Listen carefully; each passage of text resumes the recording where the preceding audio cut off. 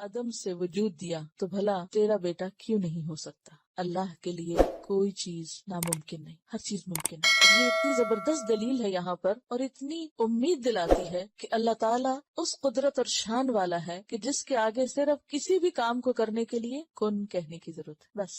اور اس کے لیے بہت زبردست مثال ہے کیا کہ تو خود کچھ نہ تھا، تو کچھ بھی نہیں تھا تو موجود ہے۔ اگر تو نہ تھا تو ہے، تو تیرا بیٹا جو ابھی نہیں ہے تو وہ کیوں نہیں ہو سکتا؟ تو وہ رب تو سب کچھ کر سکتا ہے۔ یعنی کہ ایسی حالت میں خوشخبری ملنا کہ جو بظاہر ناممکنات میں سے نظر آتا ہے، اور اس خوشی کی انتہا کہ واقعی، یعنی حیرانی اور تعجب کا اظہار ہے کہ واقعی جب ہم اللہ تعالیٰ کی کسی بھی قدرت پر حیران ہوتے تو ہم کہتے کہ واقعی ایسا ہو سکتا ہے، کیونکہ ہم اپنی حیثیت کے مطابق بات کر رہے ہوتے ہیں۔ یا یقین دہانی کے لیے وَقَدْ خَلَقْتُكَ مِن قَبْلُ وَلَمْ تَكُ شَيْئًا قَالَ رَبِّ اجْعَل لِّي آیَةً، کہا اے میرے رب بنا میرے لیے کوئی نشانی تو دے۔ اب یہ بھی کیوں کہا؟ تاکہ یقین آ جائے۔ جیسے ابراہیم علیہ السلام نے کہا تھا کہ یا رب ارنی کیف تحیی الموتى، مجھے دکھا کہ تو مردوں کو کیسے زندہ کرتا ہے۔ تو اللہ تعالیٰ نے کیا فرمایا تھا؟ قال اولم تؤمن، ابراہیم تمہیں یقین نہیں کہ میں ایسا کر سکتا ہوں؟ قال بلا، یقین ہے، ولکن لیطمئن قلبی، میں چاہتا ہوں کہ میرا دل مطمئن ہو جائے، دل کا اطمینان چاہیے۔ تو یہاں یہ بھی نشانی کس لیے مانگ رہے ہیں؟ اطمینان مزید کے لیے۔ یقین ہے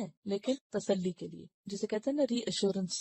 قال آیتک، کہا نشانی تیری، کس نے کہا؟ فرشتے نے کہا، کیونکہ فرشتہ بول رہا ہے نا اللہ تعالیٰ کے میسنجر کے طور پر۔ اللہ تکلم الناس، کہ نہ تو کلام کرے گا لوگوں سے، ثلاث، 3 لیال، راتیں، سویہ، لگاتار۔ سویہ کا لفظی معنی ہوتا ہے صحیح سالم، نہ بیماری نہ عیب، یعنی بغیر کسی وقفے کے مراد ہے۔ اب سویہ کے بھی 2 معنی کیے گئے، ایک تو ہے لیال سویہ یعنی لیال کی صفت کے طور پر، اور دوسری زکریا علیہ السلام کی حالت کو بیان کرنے کے لیے۔ زکریا علیہ السلام کی حالت کیا تھی؟ یعنی کہ تم بات نہیں کر سکو گے، یعنی بغیر کسی بیماری کے۔ عام طور پر انسان کب نہیں بول سکتا؟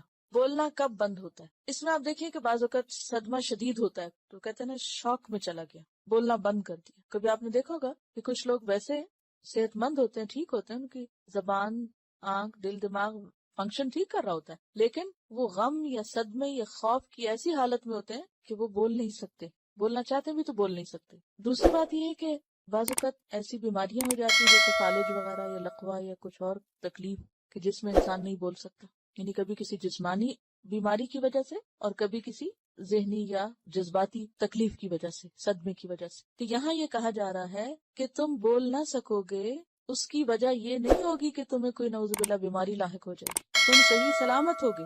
سبیہ کے 2 معنی کیے گئے، ایک ہے صحیح سلامت تندرست اور دوسرا ہے لگاتار۔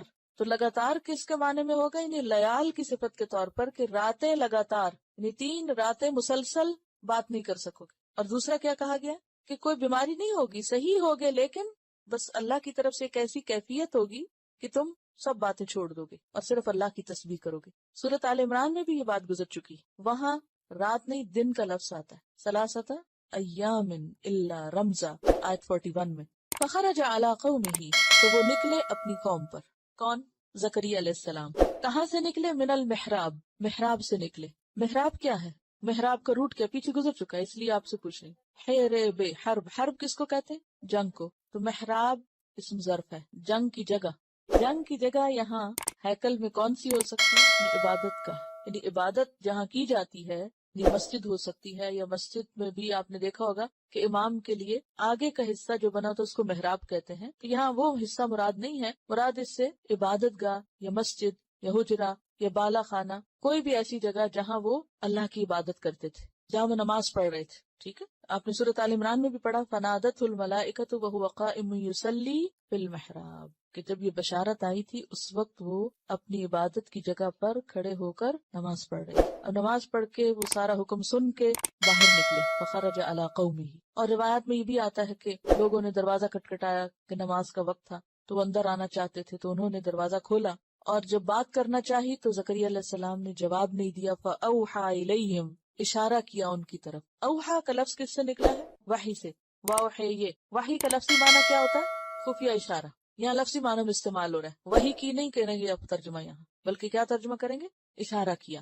اب واوحی یہ جو ہے یہ ثلاثی ہے، 3 حرف ہیں، تو یہ الف کیا ہے؟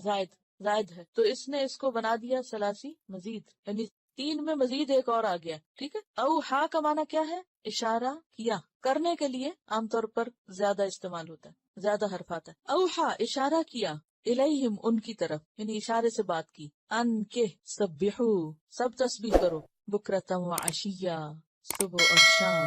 بکرہ سے مراد کیا ہوتی؟ صبح کا وقت. کب سے کب تک؟ طلوع آفتاب سے دوپہر تک، یعنی دن کا ابتدائی حصہ، یعنی زوال سے پہلے کا. اور عشی کہتے ہیں عصر سے مغرب، یعنی صبح شام مراد ہے. دن کے ابتدائی اور پچھلے حصے میں اللہ کی تسبیح بیان کرو. اس سے کیا پتہ چلتا ہے کہ وہ خود بھی تسبیح کر رہے تھے اور انہوں نے سب کو بھی کیا کہا؟ تم بھی اللہ کی تسبیح بیان کرو. یا یحییٰ، اے یحییٰ، خذ الکتاب بقوہ، لے لو کتاب کو قوت کے ساتھ، مضبوطی کے ساتھ. قوت کا معنی یہاں پر جد اور اجتہاد ہے، یعنی پوری محنت اور مشقت کے ساتھ. وَآتَيْنَاهُ الْحُكْمَ صَبِيًّا، اور عطا کی تھی ہم نے اس کو حکم بچپن میں ہی، جب وہ بچے تھے. حکم سے کیا مراد ہے؟ حکم سے مراد نبوت بھی ہے، حکمت اور سمجھ بوجھ بھی ہے. حکم سے مراد قوت فیصلہ بھی لی جاتی ہے اور کتاب کی سمجھ بھی. اب بعض نے کہا ہے کہ یحییٰ علیہ السلام کو بچپن میں ہی نبوت عطا کر دی گئی. بعض نے کہا کہ یہاں پیچھے اس آیت میں کتاب کا ذکر آ رہا ہے تو یہاں حکم سے مراد کتاب کی سمجھ. اور بعض روایات میں یہ بھی آتا ہے کہ آپ نے 3 سال کی عمر میں تورات پڑھ لی تھی، اور بعض روایات میں آتا ہے کہ 7 سال کی عمر میں آپ تورات کے ماہر ہو گئے تھے، یعنی سمجھ چکے تھے. اور پھر ظاہر ہے اللہ نے آپ کو نبی بھی بنایا تھا اور آپ عام بچوں کی طرح نہیں تھے. کہا جاتا ہے کہ آپ کو کھیلنے کا بالکل شوق نہیں تھا. اب اس میں آپ دیکھیے کہ ایک بچے کی تربیت میں والدین کا کتنا ہاتھ ہوتا ہے. اگرچہ یہ سب اللہ کی رحمتیں ہیں، لیکن یہ سلسلہ کہاں سے شروع ہوا، کب سے شروع ہوا؟ پیچھے جا کر دیکھیے. شروع میں فرمان ہے ذکر رحمت ربک عبدہ زکریا، تیرے رب کی رحمت کا ذکر ہے جو اس نے اپنے بندے زکریا پر کی. اور رحمت میں کیا ہے کہ بیٹا بھی دیا اور پھر اس کو کتاب اور حکم سے نوازا، یعنی کتاب کی سمجھ اور حکم، حکمت اور نبوت اور ایک خاص خصوصیت سے نوازا. کیوں؟ اس کے پیچھے کیا تھا کہ زکریا علیہ السلام نے ایک خاص مقصد کے لیے بیٹا مانگا تھا. پھر زکریا علیہ السلام نے صرف بیٹے کی دعا نہیں، بیٹے کے ساتھ اس کے نیک اور سمجھدار ہونے کی اور اچھا بیٹا ہونے کی دعا کی، کیونکہ انہوں نے کہا تھا کہ یہ میرے آگے مشن میں میرا مددگار ہو. اب آپ دیکھیے کہ وہ خود اتنے بوڑھے ہو چکے ہیں اور بیٹا ابھی بہت چھوٹا ہے. اب اگر وہ بیٹا عام بیٹوں کی طرح اور عام بچوں کی طرح اپنا بچپن کھلنڈرے پن میں گزار دیتا، جیسے عام بچے بہت ناز و نام میں پالے جاتے ہیں، پھر کہتے ہیں جی بچہ ہے، ابھی تو بچہ ہے اور ساری زندگی وہ بچہ ہی ہے.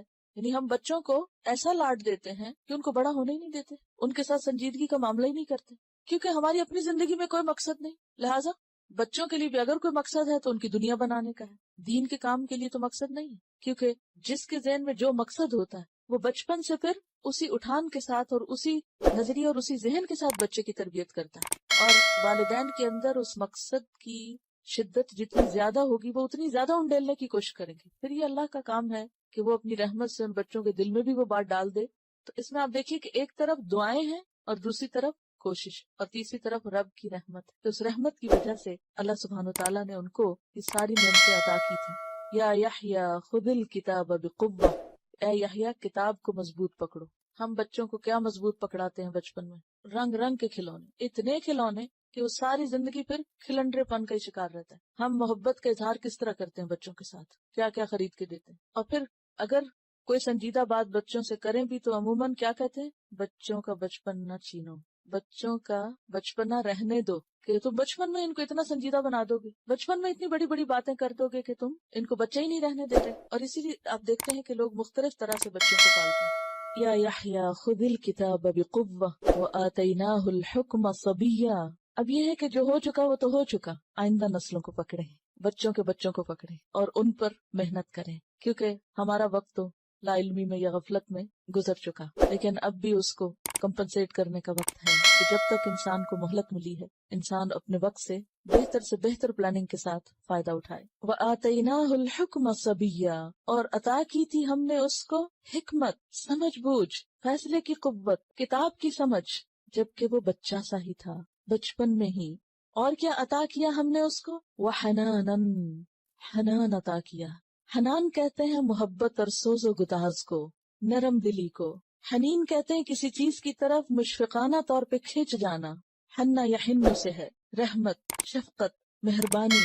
من لدنا، اپنے پاس سے، اپنی طرف سے. یحییٰ علیہ السلام کو اللہ تعالیٰ نے اپنے پاس سے خاص طور پر محبت اور سوز اور انسانوں پر شفقت اور مہربانی کا ایک وافر حصہ عطا کیا تھا. تو یہاں اللہ تعالیٰ نے ان کو ایک تو شروع عمر سے یہ سب کچھ دیا، اور اس کے ساتھ یہ کہ دینے کا انداز بھی بہت خوبصورت دیا. وزکاتن، اور زکات.